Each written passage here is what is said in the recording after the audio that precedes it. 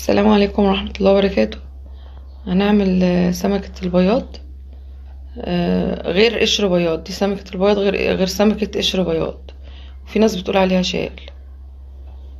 يعني سمكة حلوة قوي، اللي مبيحبش القراميط بقى يجيب دي ويعملها بطريقة القراميط، حلوة قوي. هنعملها بطريقة سهلة وبسيطة. انا هنا قطعتها وغسلتها بليمون.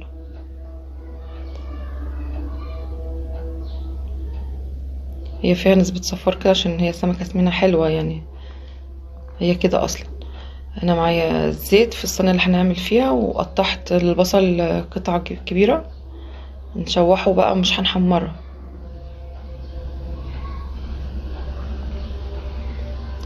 نخليه يدبل بس.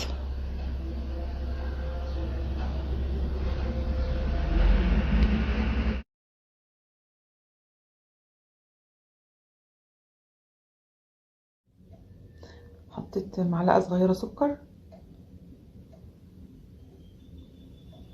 كرمل البصل تخليه حلو، وبتعمل حموضه الطماطم.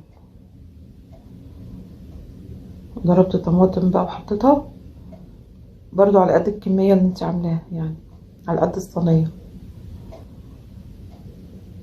معايا دقه بالثوم وكمون وكزبره وملح وشطه.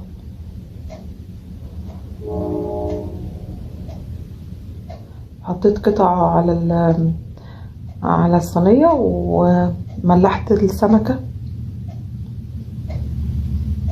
هنا هقلي بقى السمكة.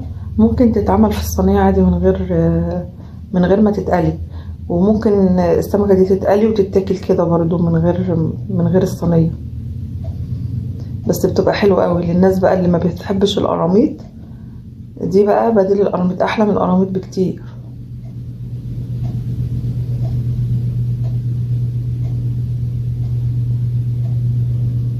السمكة نظيفة غير القراميط خالص. هنا بقى بحطها في الصينية كده. جاهز الصينية، احطها في الفرن. ممكن تتحط في فرن البوتاجاز عادي، في ارضية الفرن، بس انا هحطها في الفرن الغاز العادي كده. بعد ما طلعت من الفرن بقى هغرف قطعة واوريها لكم.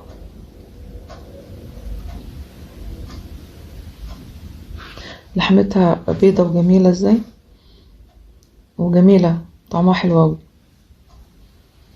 لو عجبكم الفيديو بقى متنسونيش في لايك واشتراك للقناة. السلام عليكم ورحمة الله وبركاته.